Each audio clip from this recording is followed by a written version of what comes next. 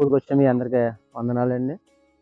మరి నేను ఒక సబ్జెక్ట్ అయితే చెప్పాలని ఆశపడ్డానండి. మరి నేను నాకు నాకు లోకంలో తిరిగినప్పుడు ఒక ఇష్టమైంది ఉండేదండి. నాకు లోకంలో తిరిగినప్పుడు ఆ ఇష్టాన్ని దేవుడికి అప్పచెప్పాలని నేను విడిచిపెట్టానండి. అది నా కళ్ళ ముందు జరిగినప్పుడు నేను చాలా బాధపడుతుంది దాని విషయంలోనండి. మరి వాక్యంలోకి వెళ్ళినట్టు ప్రార్థన చేసుకొచ్చండి. పరిశుద్ధుడా పరిశుద్ధుడా పరిశుద్ధుడా పరిశుద్ధుడా మహోన్నతుడా సర్వాధికారి నీ నామమునకు వేలాది స్థితులు చెల్లించుకుంటున్నాను ప్రభా. మరి వెన్నుక లేని వాడిని ప్రభా నిలబెట్టావు, నీకు వందనాలు స్తోత్రము ప్రభా. అలాగే నా ముందు ప్రభా మరి ప్రభా నీకు కుమారుని ప్రభా పెట్టినాను, నీ విలువైన వాక్యం ద్వారా మాట్లాడు ప్రభా, నీకు వందనాలు స్తోత్రము తండ్రి. ఆలలో నీ ఉండి నడిపించడానికి వందనాలు స్తోత్రము ప్రభా. అలాగే నైనా మరి ప్రభా నీ కృపతో నన్ను నిలబెట్టానైనా, మరి నీ విలువైన వాక్యంతో ప్రభా నన్ను బలపరిచి నడిపించినాను. ఈ వాక్యం ద్వారా నేను బలపడాలా ప్రభా, ఈ వాక్యం ద్వారా నీ బిడ్డలు బలపడేలా సాయం ఇస్తే ప్రభా, ఈ వాక్యము ఫలించడానికి కృప స్థితించి నడిపించి నీవే బలపరుచుకున్నాను. ప్రవేశనాలు అడుగుతున్నాం పరమ తండ్రి. హల్లెలూయా. వాక్యం కలిసింది. దీనికి నేను ఒక విచారం కోసం చెప్పాలని ఆశపడ్డానండి. నేను ఏదైతేనే నా జీవితంలో వద్దనుకున్నానో అది నా జీవితంలోకి అది మళ్ళీ నేను ఎప్పుడు దాని దగ్గరికి వెళ్ళినా కానీ నేను ఎప్పుడు దాన్ని తెలుసుకోలేదండి. అలాగా నేను ఎప్పుడైతే ఆ లోకంలో నుంచి బయటకు వచ్చేసానో కొన్ని మంది చూసాక నేను చాలా బాధపడుతున్నానండి. అదే పరిస్థితిలో కొన్ని మంది అదే చీకటిలోనే బతుకుతున్నారు తప్ప దేవుడు వెలుగులోకి వస్తలేదండి. నేను అదే చీకటిలో బతికానండి. దేవుడు నన్ను ఎంతగానో తప్పించాడు, దాన్ని బట్టిగా దేవుడిని ఎంతగానో చూపిస్తున్నాను. అలాగే అదే చీకటిలో చాలామంది మునిగిపోతున్నారండి. అలాగా ఒక సమయంలో దేవుడు అయితే నాకు మన మధ్యలోని ఒకసారి ఒకరిని చూపించాడండి. దేవుడు నాకు అలా భయంకరమైన లోకంలో కలిసిపోయాడండి, వ్యభిచారంలోని. నేను చూసి చాలా బాధపడ్డాను, చాలా గాయపడిపోయానండి. ఏంటి ప్రభా, వాక్యము తెలిసి వాక్యంలోనే బతికి వాక్యంలోనే తెలిసి కూడా ఎలా పాపం చేస్తున్నాడు ఏంటి ప్రభా, ప్రజలు ఈ చర్చిలోకి వెళ్ళి నిన్ను ఎలా గాయపరుస్తున్నారు ఏంటి ప్రభా అని చాలా పశ్చాత్తాపం పడిపోయానండి. ఒక విషయంలోను అది ఎలాగంటే ఇదేంటి వాక్యం తెలిసి కూడా తప్పు చేస్తున్నారా, వాక్యం తెలియని వాళ్ళు తప్పు చేస్తున్నారంటే అలాగే వాక్యం తెలియదు కాబట్టి తప్పు చేస్తున్నారా, వాక్యం తెలిసి కూడా తప్పు చేస్తున్నారు ఏంటి ప్రభు అని నేను చాలా బాధపడ్డానండి ఒక విషయంలో. మరి నేనైతే దేవుడైతే 10 ఆజ్ఞలు ఇచ్చాడండి. ఆ 10 ఆజ్ఞలో ఇది ఒకటండి, వ్యభిచారం. మరి చెప్పు మరి సార్. నిర్గమకాండం 20వ అధ్యాయం 14వ వచనం. వ్యభిచారింపకూడదు. చాలామంది వ్యభిచారం అంటే చాలా అది తప్పుగా చూసుకుంటలేదు, కానీ ఏదో కామన్గా అయిపోతుందండి ఈ రోజుల్లోని. యవనస్తుల కాడి నుంచి అంటే స్త్రీల కాడి నుంచి పురుషుల కాడి నుంచి పెళ్ళి అయిపోయిన వాళ్ళు పెళ్ళి అవనైన కూడా చాలామంది వ్యభిచారంలోనే బానిస అయిపోతున్నాడండి. మోసే ద్వారాగా చెప్పాడండి ఇది 10 ఆజ్ఞలు దేవుడు ఎంతగానో. మరి 10 ఆజ్ఞల్లో ఇది కూడా చాలా ప్రాముఖ్యమైందండి. మరి వ్యభిచారం అనేది అది మనం చాలా జాగ్రత్తగా ఉండాలి, మనం చాలా జాగ్రత్తగా మనం పరిశుభ్రంగా ఉండాలి, మన జీవితాలు చాలా దేవుడికి మహిమగా తెచ్చేలా ఉండాలి తప్ప మనం దేవుడు ఇచ్చేలా ఈ శరీరం అని మనం ఎలా ఉంటున్నామంటే దేవుడు చూస్తారు లేదులే అని పాపం చేసేవాళ్ళం ఉంటున్నాం తప్ప మనుషులు చూస్తున్నారు కానీ మనుషులు కొన్ని మంది చెప్తున్నారండి ఇది తప్పిది నువ్వు చేయకూడదంటే ఆ మనుషుని మనకు లెక్క చేయకుండా, మనుషులు మనం లెక్క చేయకపోయినా పర్లేదు కానీ దేవుడు వాక్యానికి అయితే లోబడాలండి. చాలామంది కూడా అలా లోబడే వాళ్ళు చాలామంది తక్కువ అయిపోరు ఈ రోజుల్లో. అయితే వాక్యం తెలిసిన వాళ్ళు కూడా పాపం చేస్తున్నాడంటే అది దేవుడికి చాలా బాధాకరం. నాకు ఆ మనిషిని చూడగానే చాలా బాధపడ్డానండి. అంటే ఒక మనిషికి వచ్చిన నాకు ఆలోచన వచ్చింది, నేను దేవుని వచ్చాను ప్రభువా ఎలాగా ఎదురుగా ఉండి నాకు ఎలా చూపించా, నాకింత కోపం వచ్చేస్తుంది, నాకింత వాళ్ళ మీద ఇంత ఏంటి ప్రభువా, నాకు ఇంత కోపం వచ్చేస్తుంది, ఇంత ఉగ్రత వచ్చేస్తుంది వాళ్ళ మీద నాకు. ప్రభువా నువ్వెలా వాళ్ళ పట్ల నువ్వు ఎలా జాలి చూపిస్తున్నావు ప్రభువా, నువ్వు వాళ్ళ పట్ల ఎంతగానో కృప చూపిస్తున్నావు ప్రభువా. నేను దేవుడిని ఎంతగానో ఆ క్షణం దేవుడిని ఎంతగానో మహిమపరిచానని నేనైతే వాళ్ళ పట్ల ఎంతో ఓర్పు కలిగి ఉన్నావు ప్రభువా. మానవుడు అయినా నేనే చూసి ఇదేంటి చిట్టి ఎలా చేస్తున్నాడు ఏంటి నేనే అసహించుకున్నాను.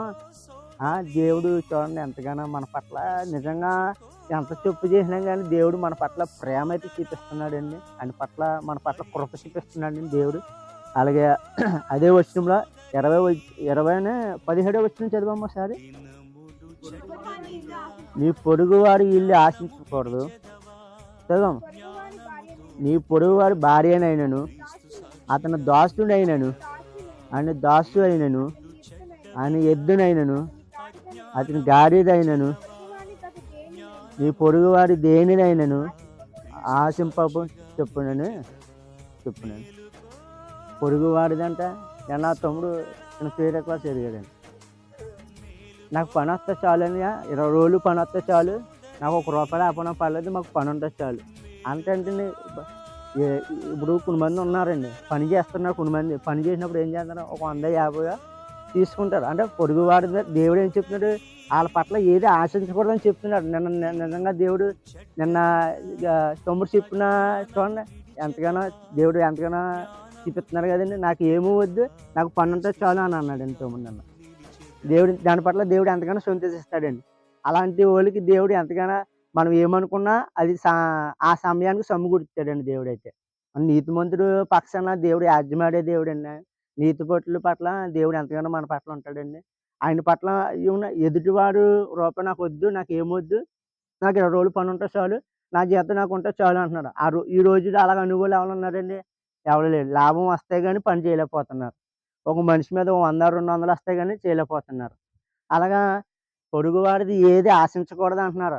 పొరుగువాడిది ఏది ఆశించకూడదండి. ఇప్పుడు రోజులు ఎలాగున్నాయండి, ₹1 విషయంలోనైనా ఏ విషయంలోనైనా కానీ ఆశించే వాళ్ళగానే ఉంటున్నారు తప్ప. చూడండి, భార్యనైనా కానీ చిన్నప్పటి నుంచి దేవుడు ఎంతగానో కాపాడుతున్నాడండి. భార్యాభర్తలమైన కొంతమంది చాలామంది ఉన్నారండి. భార్యాభర్తలమైన కానీ ఎలా ఉంటుందంటే, భర్తకు తెలియకుండా భార్య తప్పు చేస్తుంది, భార్య తెలియకుండా భర్త తప్పు చేస్తున్నాడు. భయంకరమైన వ్యభిచారంలోకి అయితే వెళ్ళిపోతున్నాడండి. చాలామంది కామంతో ఎక్కువైపోతున్నాడండి. అది ఎంతలాగంటే ఇంకా మనం కాసేపు మన ఒళ్ళుని మర్చిపోతున్నాం, మన జీవితాన్ని మర్చిపోతున్నాం. మనం చర్చికి వెళ్తున్నాంటే వాక్యం మనలో ఫలిస్తలేదండి చాలా మనుషుల్లోనైతే. వాక్యం తెలిసి వాళ్ళు కూడా ఎలా తప్పు చేస్తున్నాడంటే అది దేవుడు ఎంతగానో చూడండి. మరి అయినా కానీ దేవుడు వాళ్ళని క్షమిస్తున్నాడు. అయినా దేవుడిని వాళ్ళ పట్ల కృప చూపిస్తున్నాడు. అయినా కానీ ఇప్పుడు జ్ఞానం లేని వాళ్ళు చేస్తారు తప్ప జ్ఞానం ఉన్న వాళ్ళు అయితే అస్సలు చేయరండి. అలాంటి వ్యభిచారం పనులు అయితే ఎవరు చేయరు. చాలామంది భార్యాభర్తలు భర్తకు తెలియకుండా తెలిసి కూడా చేస్తున్నాడు. కొంతమంది నా భర్త చేస్తున్నాడు, నేను చేయకపోతే తప్పేంటి, నేను చెయ్యాలి కదా అని అలాంటి కోపంగా చేసేవాళ్ళు చాలామంది ఉన్నారండి. మా ఆయన చేతన్నాడు, నేను చేయకపోతే తప్పేంటి అనేవాళ్ళు కూడా చాలామంది ఉన్నారు. నా భర్త చేస్తున్నారా, నేను చేయకపోతే తప్పేంటి అని భార్య అనేవాళ్ళు ఉన్నారు. నా భార్య చేస్తుంది, నేను చేస్తున్న తప్పేంటి. అదొక కామన్‌గా అయిపోయింది తప్పండి. ఏదో వ్యభిచారం అనేది ఎలాగైపోయిందంటే అది ఒక అలవాటుగా అయిపోయింది, ఒక బానిసగా అయిపోయిందండి. అలాంటి స్థితిలోంచి దేవుడు నన్ను తెప్పించాడండి. ముందు నేను దేవుడిని అదే సూచిస్తున్నానండి, దేవుడిని. నేను భయంకరమైన అదే దినంలో నుండి మన దేవుడు నిజంగా అందులోంచి దేవుడు గొప్పగా నన్ను నిలబెట్టాడండి దేవుడు. చాలామంది కూడా మూర్ఖులుగా తయారవుతున్నారండి ఎలాంటి విషయంలోని. యవనస్తులేంటి చాలామంది కూడా వ్యభిచారానికి బానిసైపోతున్నారు, లోకంలోనే బానిసైపోతున్నారు. ఈ రోజుల్లో డ్రగ్స్‌కి ఎంత అలా అయితే బానిసైపోతున్నారు, దానికి అంత అలా బానిసైపోతున్నారు. అది ఒక కామన్‌గా అయిపోతున్నారు. దానికి ఒక ఎక్స్‌టెన్షన్‌గా అయిపోతున్నారు. ఒక అక్క లేదు, చెల్లి లేదు. చాలామంది ఎలాగ భయంకరమైన స్థితిలో ఉంటున్నారు.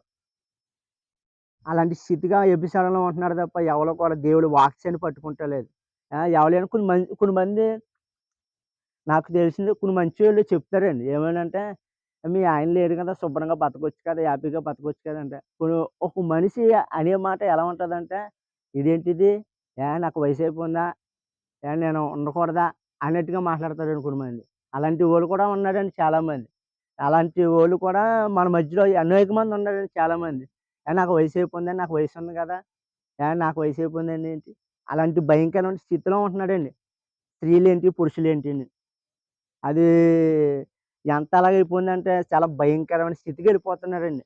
వాక్యం వింటున్నారు గానీ, వాక్యము హృదయంలో వేసుకుంటలేదు. వాక్యం ద్వారా ప్రతి క్షణం కూడా దేవుడు మాట్లాడుతున్నాడు గానీ, ఆ వాక్యం మన హృదయాల్లో ఫలించాలంటే ముందు మనం ఆ వాక్యాన్ని నవరం వేసుకోవాలండి.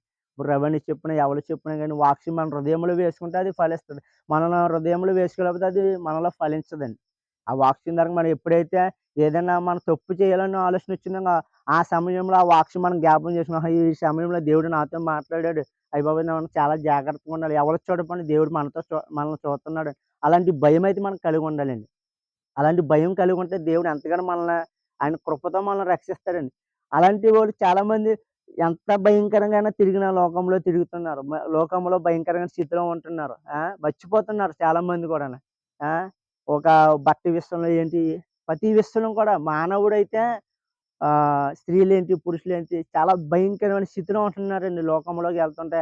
ఆమెను చూసి చాలా మనం భయంకరంగా ఆమెను చూసి భయపడిపోతున్నానండి. ఒక్కొక్క క్షణం నేను ఆమెను చూసి ఏంటి ప్రభా అంటుంటే ఇంకా దేవుడు వాక్యంతో ప్రతి క్షణం కూడా మాట్లాడుతున్నాడండి. ఎవరో ఒకళ్ళ ద్వారాగా మాట్లాడుతున్నాడు. అయినా గాని మనుషులు జ్ఞానం వల్లే నడుచుకుంటలేదు గాని, జ్ఞానం లేనివారుగా నడుచుకుంటున్నారు. పదాజ్ఞలో దేవుడు ఇది చాలా ప్రాముఖ్యమైనది గాని దేవుడు మాట్లాడుతున్నాడు గాని, అయినా గాని ఈ మాటలు గాని మన హృదయంలో వేసుకుంటలేదు. మూడో వచనంలోకెళ్ళమ్మా. మత్తయి సువార్త 19వ అధ్యాయం 9వ వచనం. మరియు వ్యభిచారము నిమిత్తమే తప్ప తన భార్యను ఎడనాడి మరి ఒక్కడితో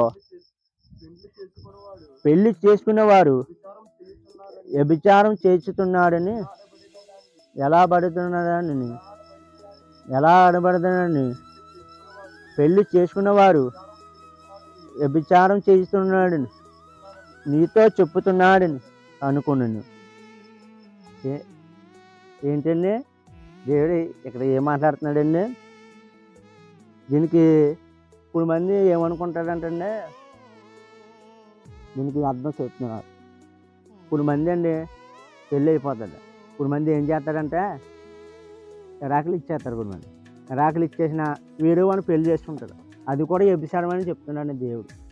అది కూడా వ్యభిచారం అని చెప్తున్నాడు. ఇప్పుడు మంది పొట్ట కోసం వ్యభిచారం చేసేవాళ్ళు చాలామంది ఉన్నారండి లోకంలో. చాలామంది దేవుడు ఏమన్నాడు? ఇప్పుడు దేవుడు మనిషికి ఆరోగ్యం ఇచ్చాడండి. బతికితే బలాన్ని ఇచ్చాడు, కాలు చేతులు ఇచ్చాడు, అన్నీ ఇచ్చాడు. దేవుడికి అసాధ్యం అనేది లేదు, సాధ్యం అవుతుందండి. సమస్తము సాధ్యమే కాబట్టి అండి దేవుడికి. మనుషులకి అసాధ్యమేమో, సమస్తము దేవుడు సాధ్యమే. అలాంటి దేవతని దేవుని కలిగి ఉన్నప్పుడు దేవుడు మనకు బలాన్ని కావాలంటే బలాన్ని ఇస్తాడండి. మన కాలు చేతులు లేవనుకున్నా దేవుడు ఏమంటున్నాడండి? కష్టపడి పని చేసుకోమన్నాడు. ఏదోలా కష్టపడి పని చేసుకుని పోషించుకోమంటున్నాడు తప్ప మనం వ్యభిచారం చేసి మన జీవితాన్ని నాశనం చేసుకోవద్దని దేవుడు ఎప్పుడూ చెప్పలేదండి. అలాగా వాక్యంలో కూడా దేవుడు ఎప్పుడు అలా మాట్లాడలేదండి. కొన్ని మంది ఏం చేస్తారంటే ఇలా విడాకులు అయిపోయింది ఒక వారం రోజులు మళ్ళీ పెళ్లి చేసేసుకుంటాం, ఆయనతో కాపురం చేసుకుంటాం, అదే సంసారం అనుకుంటున్నాడు తప్ప దేవుడు మాటల లోబడతాం కానీ, వాక్యం ద్వారా నడుచుకుంటాం కానీ, వాక్యంలో మనం జీవించడం కానీ అలాంటి ఆలోచన కలిగి లేరండి చాలామంది అప్డేట్ అయిపోతున్నారండి చాలామంది. ఒక వారం రోజులకి భర్త చనిపోతే ఒక నెల రోజులకి మళ్ళీ వేరే ఆయన పెళ్లి చేసేసుకుంటాం. ఏమంటే పెళ్లి చేసేసుకుంటాం. అలాగ అయిపోతున్నారు తప్ప దేవుడి మీద ఆధారపడవచ్చు, దేవుడి మీద మనం లోబడవచ్చు, దేవుడిని మనం పట్టుకోవచ్చు, దేవుడిని ఎంతగానో విడిచిపెట్టకూడదు. దాని వాక్యం ద్వారా మనం నడుచుకోవాలి. దేవుడు నన్ను పోషిస్తాను, నా బిడ్డలను కూడా పోషిస్తాడని అలాంటి విశ్వాసం లేకుండా చాలామంది ఉన్నాను. మనలో ముందు విశ్వాసం అనేది ఉండాలండి. ముందు అలాంటి స్థితి విషయంలోనే చాలామంది అది కూడా వ్యభిచారం అని దేవుడు ఎంతగానో మాట్లాడుతున్నాడండి. మనం ఎలా ఉంటున్నా ఒకసారి మనం ఆలోచించాలండి. మనం వేసిన ప్రతి అడుగులో కూడా క్షణం ఆలోచించకపోతే ఆ క్షణము మనం చాలా కోల్పోతామండి. నేను ఆ క్షణంలో నేను అసలు ఆలోచించలేదండి. చెప్పకపోతే నేను లోకంలో పడినప్పుడు నేను అసలు అలాంటివి ఆలోచించలేదు. నేను అలాంటి ఉండినప్పుడు నేను అదే పని మీద, అదే ఆలోచన మీద ఉండిపోను తప్ప దేవుడు వాక్యాన్ని అయితే పట్టుకునేవాడిని కాదు. దేవుడు నిజంగానే అలాంటి స్థితిలోంచి దేవుడు నన్ను తెప్పించాడండి. నిజంగా చాలామంది అదే స్థితిలో ఉంటున్నారు. చాలామంది యవనస్తులు ఉంటున్నారండి, చాలామంది స్త్రీలు ఉంటున్నారు, పురుషులు ఉంటున్నారు చాలామంది. నేను అందంగా ఎక్కడో ఒక పరిస్థితి కాదు, చిన్న యవనస్తురాలండి పాపం ఆవిడ. నిజంగా అందాక జయబాబు చెప్తుంటే చాలా బాధపడ్డాను నేను. నా కళ్ళ ముందే అంటే అంత భయంకరంగా అంత అలాగా బానిస చెప్పాడండి. నిజంగా వ్యభిచారం అనే స్థితికి అలా బానిస చెప్పాడండి. అపబోధికుడు ఏదోలాగా కోరికలు ఇస్తారు కానీ మన వాక్యము మన హృదయంలో వేసుకుని ఆయనలో మనం ఫలిస్తే అలాంటి ఆలోచన అయితే మన రాదు. విశ్వాసులతో పొత్తు పడితే విశ్వాసులుగా ఉంటాం, అవిశ్వాసులతో పొత్తు పడితే అవిశ్వాసులతోనే ఉంటాం. మన తాగుమూతలతో పొత్తు పెట్టాక తాగుమూతలుగానే ఉంటాం. అదే మనం దేవుడి సన్నిధిలోకి వెళ్ళి దేవుడి వాక్యాలతో వెళ్ళే వాళ్ళతో ఉన్నాం అనుకో, అలా అలాంటి వాళ్ళతో మనం పొత్తు పెట్టాం అలాంటి వాళ్ళతోనే ఉంటాం మనం. నిన్న మా బావ ఒక మాట అడిగాడు, ఏమనంటే నిన్న కరెక్ట్గా నాన్నగారు అదే టైం ఫోన్ చేశాడు. ఫోన్ చేసి ఫోన్ చేస్తే మా బావగారు నా పక్కన ఉన్నారు. మా పక్కన ఉంటే అలాగా నన్ను మాట్లాడాను. బావ, నేను ఇంతకుముందు లోకంలో తిరిగినప్పుడు, లోక అలవాట్లతో తిరిగినప్పుడు, లోక స్నేహాలతో తిరిగినప్పుడు, వాళ్ళతో తిరిగినప్పుడు నా జీవితం ఎలా ఉండేది బావ. ఎప్పుడైతే ఈ గాజు యూత్ పరిచయమైందో వాళ్ళ నోటంటే వాక్యాలు తప్ప వేరే మాటలు వస్తలేదు. అది విశ్వాసం అంటే, అది మన ఆత్మీయ జీవితం బలపడాలంటే అది నేను ఇప్పుడు నేను గర్వంగా చెప్పుకుంటాను. ఎక్కడైనా చెప్పుకుంటాను. ఎప్పుడైనా అవిశ్వాసులతో పొత్తు పెట్టుకొని ఇప్పుడు విశ్వాసులతో పొత్తు పెట్టిన నా జీవితం ఎలా బాగుంది. ఇప్పుడు ఈ జీవితం చాలా దేవుడు ఎంత మహిమగా నన్ను నడిపిస్తున్నాడు బాబాని ఒక గర్వంగా చెప్పాను. నిజంగా మా మా బావ ఆశ్చర్యపడిపోయిన మాట. నిజమే బామ్మర్ది, నీలో చాలా మార్పు వచ్చింది. అంటే దేవుడు అంత అలాగా దేవుడు నన్ను అంతగానే నిలబెట్టాడు. అలాగా కొంతమంది చాలామంది స్నేహాలతో పాడైపోతున్నాడండి చాలామంది. ఎప్పుడైనా జయబాబు నేను కలిసినప్పుడు మా ఇద్దరి మయంగా దేవుడి మాటలు తప్ప అప్రదత్తమైన మాటలు ఎప్పుడు రావండి. ఎప్పుడైనా సరే దేవుడి మాటలు వస్తాయి మాలోని, దేవుడి వాక్యాలు వస్తాయి. రవానికి ఈ వాక్యం ఎలా చెప్పాడు, లేకపోతే చిన్నదాన్ని ఈ వాక్యం ఎలా చెప్పాడు, ఎలా మాట్లాడుకుంటామండి ఇద్దరం. అలాగే ఈ వాక్యం ఎలా బలపరిచింది, ఈ వాక్యం ఎలా బలపరిచింది, ప్రతి క్షణం మేము అదే మాట్లాడుకుంటాం తప్ప వేరే వ్యర్థమైన మాటలు మాలో రావండి. అంటే దేవుడు అంత అలాగా మమ్మల్ని నడిపిస్తున్నాడండి. అలాంటి స్థితిగా ఉండాలని చాలామంది. కొంతమంది స్నేహితుల ద్వారా చాలామంది పాడైపోతున్నారు. కొంతమంది స్నేహితులు నాకు స్నేహితుల ద్వారా పాడైపోయినా కానివ్వండి, అయినా కానీ ఒక్క పక్కనిచ్చి దేవుడు నాతో మాట్లాడాడండి. ఇది తప్పు, ఇది కరెక్ట్ కాదని మాట్లాడండి. ఆ తర్వాత స్నేహితుల ద్వారాగానే వచ్చిందండి, నువ్వు చేసింది తప్పు అని. ఏ స్నేహితుడైతే నాకు నాకు చెప్పాడో అదే స్నేహితుడు నువ్వు చేసింది తప్పు అన్న, ఫస్ట్ ఏమో రైట్ అన్నాడా, తర్వాత తప్పు అన్నాడండి. చూడండి ఎంతవరకు నేను చాలా తెలుసుకున్నాను నిజంగానే దేవుడి విషయంలో. దేవుడు నిజంగా నాకు మంచి జ్ఞానం ఇచ్చాడండి. నిజంగా దేవుడు బైబిల్ పట్టుకోగానే దేవుడు నన్ను తెల్లగా వాడబడుతున్నాను కేవలం దేవుడి కృప మాత్రమే నిజంగా. అలాంటి భయంకరమైన స్థితిలో ఉంటున్నాడు వ్యభిచారం చేసేవాళ్ళని చాలామంది కూడా. ఎక్కడికి వెళ్తున్నాడు, ఎక్కడికి వెళ్ళినా పర్వాలేదు కానీ దేవుడు ఆలోచనలతో ఉంటే పర్లేదండి. ఇప్పుడు ఎక్కడికి వెళ్ళినా కానీ మనం ఇక్కడి నుంచి ఎక్కడికి వెళ్ళినా పనికి వెళ్ళినా దేవుడి భక్తిలో కానీ, దేవుడి భయభక్తిలో కానీ, దేవుడి వాక్యంలో కానీ మనం ఫలిస్తే ఎక్కడికి వెళ్ళినా అపవాది గారు ఎంతగానో మనం వదిలేసి వెళ్ళిపోతాడండి. ఆడు అసలు రాడండి. మనం ఎంత ఎలా ఉండాలి, దేవుడికి అంటుబడిగా ఉండాలండి చాలామంది కూడా. అలాంటి స్థితిగా ఉండలేదండి భార్యాభర్తలు అనేవాళ్ళు. ఏమంటున్నాయండి చాలామంది అంత భయంకరమైన స్థితిగా ఉన్నారు. తల్లిదండ్రులు చూసి పిల్లలు పాడైపోయిన వాళ్ళు చాలామంది ఉన్నారండి. నేను తెలిసిన వాళ్ళు అనేక మంది తెలిసిన వాళ్ళు చాలామంది ఉన్నారు. దేవుడు నిజంగా అలాంటి తల్లిదండ్రులు ఎదురుగానే పిల్లలు పాడైపోయిన వాళ్ళు చాలామందిని చూసానండి. నా కళ్ళ ముందే చూసాను చాలామంది.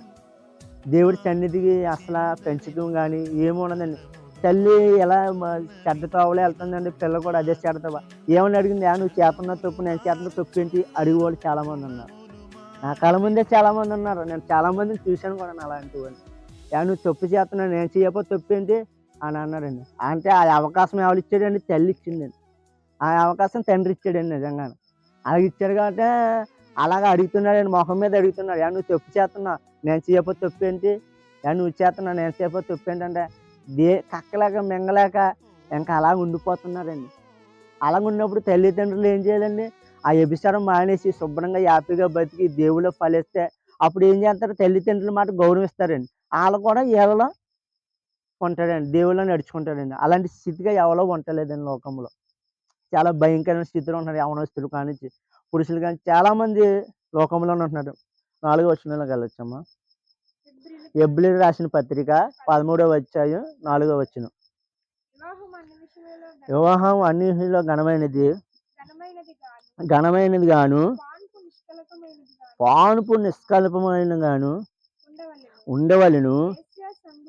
వేశ్య సంధులకును వ్యభిచారులకును దేవుడు తీర్పు తీర్చును. ఫస్ట్ వచ్చింది చదవమ్మా. ఫస్ట్ది రెండోది ఏది ఆశించు. సో ఇక్కడ చూడండి, దేవుడు 4వది చదవమ్మ మళ్ళీ.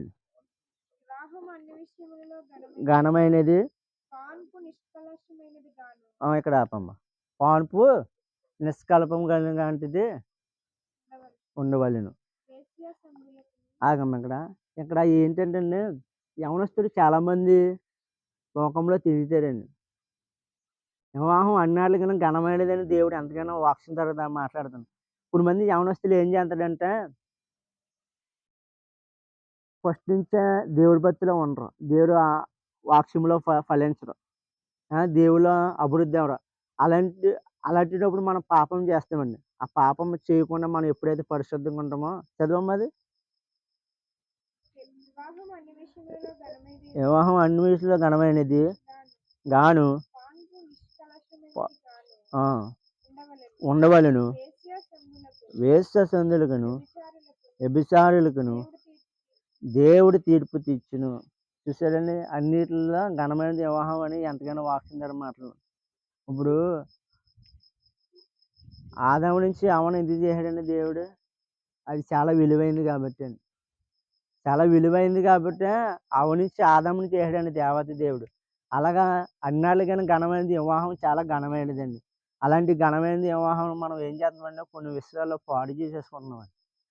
భార్యని బాగా చూసుకోలేక, భా భా భర్త భార్యకు లోబడకపోక, లేకపోతే భర్త భార్యకు లోబడకపోక, చాలా కొన్ని విలువైన మాటలు దేవుడు మాట్లాడతాడండి. మనం ప్రతి దానికి కూడా వాక్యమే సమాధానం ఇస్తది. వాక్యం ద్వారా మనం జీవించాలండి. ఎలా మాట్లాడినా దేవుడు వాక్యం ద్వారాగానే మాట్లాడతాడు. మనం వాక్యానికి లోబడితే దేవుడికి ఎంతగానో లోబడినట్టు మనం. అన్నాళ్ళకన్నా ఘనమైనది వివాహం అని ఎంతగానో వాక్యం ద్వారా మాట్లాడుతున్నాడండి. నీ భర్త మంచోడు కాబట్టి ఆడిని మారమని దేవుడిని అడిగితే సరిపోతది. దేవుడు మారుస్తాడు. నీ భార్య మంచిది కాబట్టి దేవుడిని అడిగితే ఇందాక అన్నయ్య అన్నాడు ప్రార్థన చేస్తే దాని ప్రతిఫలం దేవుడు ఇస్తాడు. మనం ప్రార్థన చేసేదేది? దేవుడిని అడిగేదేది? మనం అడిగితే లేదు. ఆయన ఎలా చేస్తాడు? ఏదైనాని ఇప్పుడు భార్య తప్పు చేస్తుందనుకో, ప్రభువా నా భార్యను మార్చంటే ఆయన కంపల్సరీగా మారుస్తాడు. మనం అడిగేది లేదు. ఆయన పట్ల విశ్వాసం అనేది లేదు. ఆయన పట్ల భక్తి అనేదే లేదు. మన భర్త తప్పు చేస్తుంటే మన భార్యను మనం ఏం చేయాలి? భార్య స్త్రీలని వాళ్ళు ఏం చేయాలి? అడగాలి దేవుడిని. దేవుడిని అడగాలి. కన్నీరు ప్రార్థనతో అడగాలి దేవుడిని. ప్రభువా నా భర్తను మార్చి నాయనా, మా భర్తను సరిగా చెయ్యి ప్రభువా అని అడిగితే దేవుడు కంపల్సరీగా మారుస్తాడు. మనం అడిగేది ఏదండి? చాలామంది అడిగితే లేదండి. నా భర్త మంచోడు కాదా అని లోకంలో పడిపోతున్నాడు తప్ప, ఆయన బాగు చేసుకొని, ఆయన సరిదీసుకొని, దేవుడి మాటలు చెప్పి, దేవుడిని ఎంతగానో అడిగి బలపరుచుకునే ఆలోచన అయితే మనుషులకి లేదండి చాలామంది. స్త్రీలు గాని, పురుషులు గాని. ఇష్టమొచ్చినట్టుగా తిరుగుతున్నారు. ఇప్పుడు ఎక్కడికో దూరం వెళ్లి కష్టపడి పని చేసేవాళ్ళు చాలామంది ఉన్నారండి. ఇక్కడ భర్తలు తప్పు చేసేవాళ్ళు అనేక మంది ఉన్నారు చాలామంది. చాలామంది ఉన్నారండి. అక్కడ కష్టపడి అక్కడ ఆడోళ్ళు పని చేస్తుంటే ఇక్కడ కష్టపడి తప్పు చేసేవాళ్ళు చాలామంది ఉన్నారండి. పురుషులనేవాళ్ళు చాలామంది కూడాను. ఆ! అంటే మనం ఎలాగుంటున్నాం ఒకసారి ఆలోచించాలి. స్త్రీలైనా, పురుషులైనా మన ఆలోచన ఎలాగుంటుంది? మన ఆలోచన దేవుడికి ఇష్టంగా ఉంటుందా? దేవుడికి మహిమ తెచ్చేలాగా ఉంటుందా? దేవుడి వాక్యానికి లోబడేవాడిలా ఉంటుందా? మన ఆలోచన మనం ఎలా ఉంటుందో ఒకసారి ప్రతి దినము కూడా మనం పరిశుద్ధంగా ఉంటున్నామా లేదో ఒకసారి ఆలోచించండి. నీతిమంతుడి పాదంలో పరలోకం ఎవరినైనా చేరతదని ఆయన వాక్యం సెలవిచ్చింది. మనం నీతిగా ఉంటున్నాం ఒకసారి ఆలోచించుకోవాలి. మన పరిశుద్ధతను మనం కాపాడుకుంటున్నామా? ప్రతి నిమిషం మనం చాలా జాగ్రత్తగా ఉండాలి. ఒక వ్యభిచారం విషయంలో, ఆలోచన విషయంలో చూపు చూస్తేనే తప్పు అంటున్నారు దేవాతి దేవుడు. అలాంటిది వ్యభిచారమే చేసేస్తున్నాడండి ఈ రోజుల్లోని. దేవుడు చూస్తేనే తప్పు అంటున్నాడు. దాన్ని వ్యభిచారం అంటున్నాడు. మనం ఏం చేస్తున్నాం? తప్పు అనేదే చేసేస్తున్నాం చాలామంది కూడాను. అలాంటి స్థితిగా ఉంటున్నాడండి. అన్నాళ్ళకన్నా ఘనమైనది వివాహం అని ఎంత స్పష్టంగా మాట్లాడుతున్నాడంటే, మనం ఒక్క క్షణం ఎలా ఉంటున్నామో ఒకసారి ఆలోచించాలండి. మన తల్లిదండ్రులు జీవిస్తున్న లోకంలో కలిసిపోతున్నారంటే, పిల్లల్ని కూడా అలాగే పాడు చేస్తున్నారు. ఆళ్ళు కూడా అదే తయారవుతున్నారండి. ఇప్పుడు 12, 16 సంవత్సరాలు వస్తున్నాయి గానీ, వ్యభిచారంలో మునిగిపోతున్నాడంటే కేవలం తల్లిదండ్రులు మాత్రమేనండి. కేవలం తల్లిదండ్రులు మాత్రమే. ఇప్పుడు కేవలం 16 సంవత్సరాలు వచ్చి ఆళ్ళ వయసొచ్చాక ఆళ్ళు పాడైపోతున్నాడంటే, కేవలం ఈళ్ళ వల్ల పాడైపోతున్నాడండి. తల్లిదండ్రుల వల్ల బాధ్యత తీసుకోకండి నిజంగా. ఈళ్ళు కరెక్ట్‌గా దేవుడి విషయంలో నమ్మకంగా, భక్తిగా ఉంటే ఆళ్ళు కూడా భక్తిగా ఉంటారు. భయభక్తులుగా ఉంటాడు. దేవుడికి విధేయత కలిగి తల్లిదండ్రులు ఉంటే పిల్లలు కూడా అదే స్థితిగా ఉంటారు. చాలామంది కూడా తల్లిని చూసి పిల్లలు పాడైపోతున్నారు. తండ్రి చూసి పిల్లలు పాడైపోతున్నారు. చాలామంది ఉన్నారండి. చాలామంది ఉన్నారు. అలాంటి స్థితిగా ఉంటున్నారు భార్యాభర్తలు అనేవాళ్ళు. దేవుడే సెలవిస్తున్నాడు. 10 ఆజ్ఞలు ఒక ఆజ్ఞ అని ఇంత ప్రాముఖ్యంగా మాట్లాడుతున్నాడంటే, దేవుడు ఎంత స్పష్టంగా మాట్లాడుతున్నాడంటే, మనం ఎలా ఉంటున్నాం ఒకసారి ఆలోచించండి. చదువమ్మా ఒకసారి. ఇదే. వివాహం అన్నిటిలో ఘనమైనది గాను ఉండవలెను. వేశ్య సంగులకును, వ్యభిచారులకును దేవుడు తీర్పు చేస్తున్నాడు. దేవుడు తీర్పు తీర్చును. చూడండి దేవుడు తీర్పు తీసుకొస్తాడంటండి. వీడు ఏ పాపం చేసినా పర్లేదండి. వీడు తీర్పు అనే స్థితిలోకి వెళ్తున్నాడండి. భర్తలైనా, భార్యలైనా, పురుషులైనా, యవనస్తులైనా, చిన్నవాళ్ళైనా, పెద్దవాళ్ళైనా ఎవరైనా సరే తీర్పులోకైతే వస్తున్నారు. వీడు చాలా జాగ్రత్తగా ఉండాలండి. వీడు ఎలాగుంటున్నాడో నాకు తెలీదు గాని, వీడు వీడు జీవించినప్పుడు వీడు చాలా జాగ్రత్తగా వీడు తీర్పులోకి అనేది వెళ్తున్నాడు. ఆ తీర్పులోకి వెళ్తుంటే మీకు నరకం తప్ప పరలోకం అనేదే ఉండదు. అస్సలు ఉండదు. దేవుడి వాక్యానికి లోబడకపోతే వీడు పరలోకం అనేదే చేరదు. దేవుడి వాక్యం ద్వారా మనం నడుచుకోవాలి. దేవుడి వాక్యం ద్వారా మనం జీవించాలి. ప్రతి క్షణం కూడా దేవుడు ఏదోలాగా మాట్లాడినాడన్న. ఏదో ఒక మాటైనా మన హృదయంలో వేసుకొని ఆ మాటల ద్వారా మనం బలపడాలి. ఆ వాక్యం ద్వారా మనం జీవించాలి. ఆ వాక్యం మన హృదయాల్లో భద్రపరుచుకోవాలండి ప్రతి నిమిషం కూడా. నేను ఒకసారి అన్ని దినాలు అన్ని పాపాలు చేసినప్పుడు ఒక వాక్యం నన్ను బలపరిచింది. ఒక వాక్యానికి లోబడాను. దేవుడు ఎప్పుడైతే పట్టుకున్నానో అప్పటి నుంచి నేను ఎళ్ళలేదు. కొంతమంది ఏం చేస్తారంటే ఇప్పుడు చాలామందున్నారు. ఏమంటారంటే అక్కడికెళ్తే మళ్ళీ నేను పాపం చేసేత్తానేమో అని, అక్కడికెళ్తే నేను తప్పు చేసేత్తానేమో బావ అని చాలామంది అనేవాళ్ళున్నారండి. అక్కడికెళ్తే మనం తప్పు దేవుడు మనలో ఉంటే మనం తప్పు చేసే ఆలోచన రాదు గదా! నేను లోకంలో తప్పు చేసిపోండి అక్కడికెళ్ళి నేను నిజాయితీగా నిలబడుతున్నాను కేవలం దేవుడు నాలో నడిపిస్తున్నాడు గాబట్టి. అలాగే మనలో నడిపించాలంటే మనం ఎదిరించాలండి. ఇందాక అన్నయ్య అన్నాడు ఇందాక. ఆ!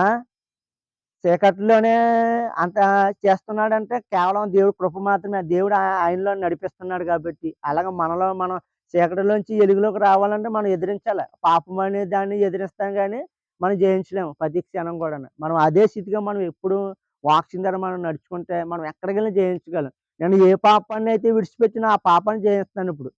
అది ఇప్పుడు కూడా వెంటాడే వస్తుంది అది. అయినా గాని నాకు నా దేవుడు తప్ప నాకెవరు వద్దండి. ఆ వాక్యమే నాకు దేవుడే కావాలంటున్నాను నేను. అలాంటి స్థితిగా దేవుడు నన్ను నడిపించాడు. నేను ఇంతకుముందు లోకానికి బానిసైపోయాను. ఇప్పుడు దేవుడికి బానిసైపోయాను. అలాంటి స్థితిగా దేవుడు నడిపించాడు. దేవుడు నాలో అంతలాగా దేవుడు నన్ను నడిపించాడు. దేవుడు ప్రతి ఒక్కళ్ళతో వాక్యం ద్వారా మాట్లాడుతున్నాడు. ఒక తీర్పనేది వస్తుంది. మీరు చాలా జాగ్రత్తగా చిన్న పాపం చేసినా గాని దేవుడు క్షమించను అంటున్నాడండి. అలాంటి మీరు ఎన్నో పాపాలు చేసేస్తున్నారు. వ్యభిచారం అనేది చాలా భయంకరమైన స్థితిలోంచి అందులోంచి మీరు రాలేకపోతున్నారంటే మీరు జ్ఞానం లేని వాళ్ళే. జ్ఞానం ఉన్నవాళ్ళైతే అస్సల చేయరు. జ్ఞానం లేని వాళ్ళు కాబట్టే, బుద్ధి లేని వాళ్ళు కాబట్టే చేస్తున్నారు. అలాంటి స్థితిగా మనం ఎప్పుడూ ఉండకూడదండి. వాక్యము ప్రతి నిమిషం కూడా మన హృదయంలో వేసుకోవాలండి ప్రతి క్షణం కూడా. మనం తప్పు చేసినప్పుడు కంపల్సరీగా మనం ఆలోచించాలండి. తప్పు చేసిన ప్రతి క్షణం మనం ఆలోచించాలి. ఎలాగుంటున్నాం కూడా మనం ఆలోచించాలి. ప్రతి క్షణం కూడా మనం అపవాది అనేవాడు ప్రేరేపణ ఇస్తాడండి మనుషుల్లోని. ఆ ప్రేరేపణకు మనం లొంగిపోకూడదు. మన వాక్యానికే లొంగిపడాలా, దేవుడికే లొంగిపడాలి. మరి చాలామంది కూడా అదే స్థితిగా ఉంటున్నారు. మనం ఎప్పుడైతే మనం మారతామో, మనం అందరం పరలోకం వెళ్ళాలని ఆశపడుతున్నాడండి దేవాతి దేవుడు. 100 మంది కావాలంటున్నాడు. 99 మంది వద్దని ఆ ఒక్కళ్ళు కూడా కావాలంటున్నారు. ఆ ఒక్కళ్ళు మనమే ఉన్నాం. అలాంటి స్థితిగా ఉంటున్నాం తప్ప, ఒకసారి మనం ఆలోచించాలి ప్రతి క్షణం కూడాను. మనం ఎలా ఉంటున్నామో ఒకసారి ఆలోచించాలి. ఆ 100లో ఒక్క క్షణం ఆయన ఏమనుకుంటున్నాడంటే, ఒకళ్ళు కూడా పాపంతో చనిపోకూడదు. ఆ పాపాన్ని కడుగుకొని నా దగ్గరికి రావాలని ఆయన ఎంత ఆశపడుతున్నాడండి. ఆయన చూపించిన కృప ఉత్తి మానవుడికి నాకెంత కోపం వచ్చేస్తున్నదంటే, ఆయన మన పట్ల ఎంత కృప చూపిస్తున్నాడో చూడండి. మన పట్ల ఎంత జాలి చూపిస్తున్నాడో చూడండి. ఉత్తి మానవుడిగా నేను చూసినందుకే ఇంత చాలా కోపం వచ్చేసిందండి నాకు. చాలా కోపం వచ్చేసి పశ్చాత్తాపం పడిపోయాను. ప్రభా మార్చు నాయన ఈ జనాలు మార్చు ప్రభా అని నేను అడుగుతున్నాను దేవుడిని. అడిగితే అప్పుడు దేవుడి ఆలోచన తెలిసింది. ఒకసారి అవన్నీ చెప్తాడండి దేవుడి ఆలోచన. అలా ఆ క్షణం దేవుడు అయ్యబాబోయ్! దేవుడు ఇంత ఓర్పు కలిగి ఎలా ఉన్నాడు ఈళ్ళ పట్ల. ఉత్తి మానవుడిగా ఉన్నవాడిని నేనే అలాగైపోయాను ఆ క్షణం. చాలా కోపమొచ్చేసింది. చాలా కోపమొచ్చేసింది. ఏదైనా చేసేయాల అని అంత కోపమొచ్చేసింది. అలాంటి దేవుడు మన పట్ల చూడండి ఎంత ప్రేమ కలిగి ఉంటున్నాడు చూడండి. ఎంత జాలి కలిగి ఉంటున్నాడు మన పట్ల. మనం తీర్పులో మనం సిద్ధంగా ఉన్న తీర్పు ఆయన మాట్లాడినప్పుడు ఆయన చెప్పినప్పుడు మనం ఆ మాటకే మనం లోబడాలి. తీర్పులోకెళ్తామండి. తీర్పులోకెళ్ళినప్పుడు దేవుడు నువ్వు తప్పు చేసావు అన్నప్పుడు మనం తల దించుకునే వాళ్ళలా ఉండకూడదండి. నువ్వు తప్పు చేయలేదు అని తల ఎత్తుకునేలాగా ఉండాలండి. దేవుడు మనం అడిగితే మనం సమాధానం చెప్పేవాళ్ళలా ఉండాలి. అంతే తప్ప మౌనంగా ఉన్నామనుకోండి నరకంలో ఆడేస్తాడండి దేవాతి దేవుడు. అలాంటి స్థితిగా ఉండకూడదు. మరి ఈ వాక్యం మీ హృదయాల్లో ఫలించును గాక ప్రార్థన చేసుకోవచ్చండి. పరిశుద్ధుడా, పరిశుద్ధుడా, పరిశుద్ధుడా, పరిశుద్ధుడా మహోన్నతుడా, సర్వాధికారి నీ నామానికి వేలాది స్తుతులు చెల్లించుకుంటున్నాను ప్రభా. ప్రభా కొన్ని మాటలైతే ప్రభా నా హృదయంలో వేశావు. నీకు వందనాలు స్తోత్రము ప్రభా. అది ఎప్పటినుంచో చెప్పాలనుకున్నాను ప్రభా. కేవలం నీ కృప చూపించినందుకు నీకు వందనాలు స్తోత్రము తండ్రి. అలాగే ప్రభా విత్తిన వాక్యం ద్వారా అనేక మంది బలపడేలా సాయం ఇచ్చి, ఆ వాక్యం ద్వారా ప్రభా ఫలించేలా సాయం చేయి ప్రభా. ఈ వాక్యం వాళ్ళ హృదయాలు భద్రపరుచుకునేలా సాయం చేయ ప్రభా నీకు వందనాలు. చాలా మంది ప్రభా వ్యభిచారంతో చాలా మంది పాడైపోతున్నారు తండ్రి. చిన్నపిల్ల కాంచి పెద్ద పిల్లల వరకు నాయన చాలా మంది పాడైపోతున్నారు. ప్రభా భార్యాభర్తలమైన అనేక మంది ప్రభా పాడైపోయినోళ్ళు చాలా మంది ఉన్నారు ప్రభా. యేసయ్యా నీకు వందనాలు తండ్రి. ఈ వాక్యం వాళ్ళ హృదయాలు భద్రపడేలా సాయం చేయ ప్రభా. ఈ వాక్యం వాళ్ళ హృదయాల్లో ఫలించేలా సాయం చేయ ప్రభా. ఏ పాపమైతే చేస్తున్నాడో ఆ పాపము చేయకుండా ప్రభా మీరు ఆపేయండి నాయన నీకు వందనాలు తండ్రి. ఏ విషయానమైతే చేస్తున్నాడో లోకంలో పడిపోతున్నాడు ప్రభా ఒక్కసారి నాయన అలా హృదయాలు ప్రభా మీరు మార్చు ప్రభా. అలా ఆలోచన మార్చి నాయన, అలా ప్రవర్తన మార్చిన, అలా బుద్ధి మార్చిన నాయన, వాళ్ళ ప్రభా వాళ్ళ హృదయాన్ని మార్చు ప్రభా నీకు వందనాలు తండ్రి. ప్రభా నిత్యము నీలో ఫలించే మార్గము తెరవను ప్రభా. నిత్యము నీలో ఆనందించే మార్గము తెరవను ప్రభా. నిత్యము నీలో విస్తరించేలాగా ప్రభా నీ కృప దయచేయనైనా నీకు వందనాలు తండ్రి. వినిన వాక్యము ప్రభా ప్రతి ఒక్కళ్ళ హృదయాల్లో ఫలించేలాగా నీవే సాయం ఇచ్చాను, బలపరుచున నీకు వందనాలు తండ్రి. నువ్వు వింటున్న ప్రతి ఒక్కరిని మీరు దీవించినాను, మీరు ఆశ్రయించి బలపరచుమని ప్రవేశిస్తున్నాము అడుగుతున్నాం పరమ తండ్రి. ఆమేన్. హల్లెలూయా.